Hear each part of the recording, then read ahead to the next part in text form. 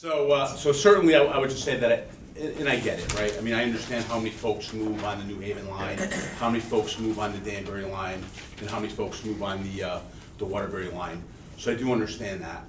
But, you know, I would say that certainly the frustration as a commuter of Waterbury, and certainly many of the folks I talked to on the 11th, was the loss of not only the loss of an express, which is certainly a nice convenience, but it was also the time that it added to it. So I've heard some people, which I think is nice PR, say that the train time is only 1 minute longer. But if you do a comparison to when you got on the train in Waterbury versus when you got off in Stamford, and you looked at the old schedule, which was 5:52 you got on, and 7:17 you got off. And if you looked at the new schedule, you get on at 5:46, and you end up in your Stamford location at 7:24. You've added 13 minutes. When you look at it from station to station, it's a 13-minute increase in time, which is a pretty staggering 15% commute time. So I think certainly that was is a commuter that was disappointing to see that level of increase.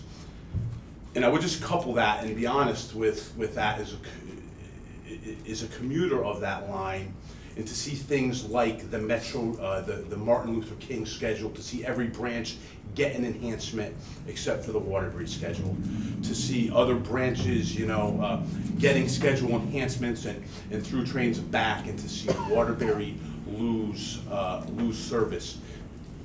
It's frustrating, and quite frankly, if it was just one issue, you know, you'd say, okay, I get it. So, you know, we only have X amount of riders, but it just seems like it's a continual. And I was going to mention this as well, but they tie in. So when you look at busing substitutions, to go from an 8-month average from January to August of 7, and then go from an 8-month average of September to April of 24, it's frustrating. An average of 24. So you couple the busing substitutions with the fact that we're the only branch that doesn't get a Martin Luther King enhancement, when 90% of the state of Connecticut works, and most of the people on that branch work within the state of Connecticut, coupled with the busing substitution, it's just a very frustrating time. And I was sad that 15% impact of the schedule was frustrating.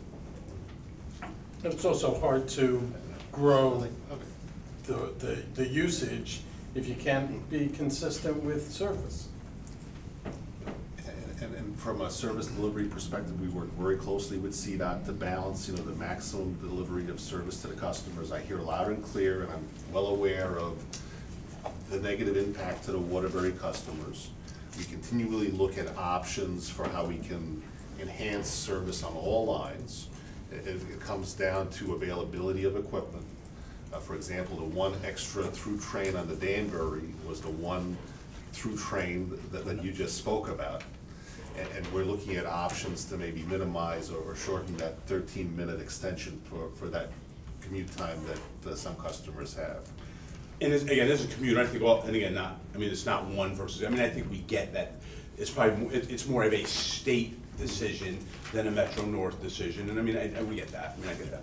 I appreciate it. And we acknowledge it, and we don't minimize it because it's only because it's X people versus Y people. You know, we actually try our best to address all the needs under the constraints we have.